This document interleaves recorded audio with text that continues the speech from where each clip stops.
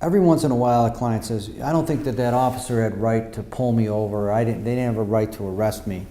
In order for an officer to pull over a vehicle that's moving, he has to have reasonable suspicion that a vehicle and traffic law violation has occurred.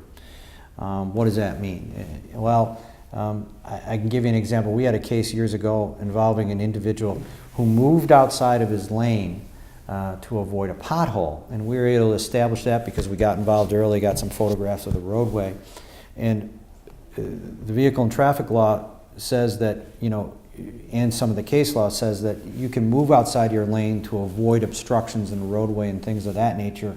So in that case, we were able to get that case dismissed because, you know, we were able to show that there wasn't reasonable suspicion that a vehicle and traffic law violation occurred because the person had reason to move outside of his lane.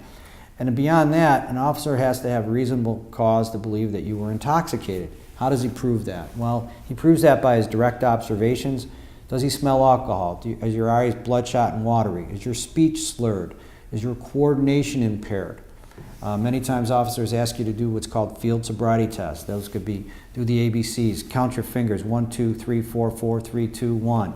It could be walking a straight line, standing on one foot, touching your finger to your nose, those kind of things. Counting backwards in some instances. And if the officer believes that you did not perform those tests to his satisfaction, that could be further grounds for arresting you for driving while intoxicated. Many officers carry what's called a pre-screening device. They call it an alka sensor in some situations, where you have blowing that on the side of the road, and if it registers that positive for alcohol, then that's another basis for them to arrest you.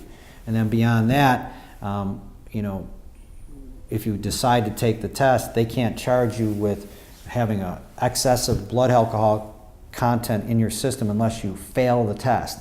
So if you blow 0.08 or over when submitting to the test at the station, to what's called a data master in most jurisdictions, and you blow more than that, then there would be probable cause for arresting you for DWI for having an excessive amount of blood or alcohol in your blood.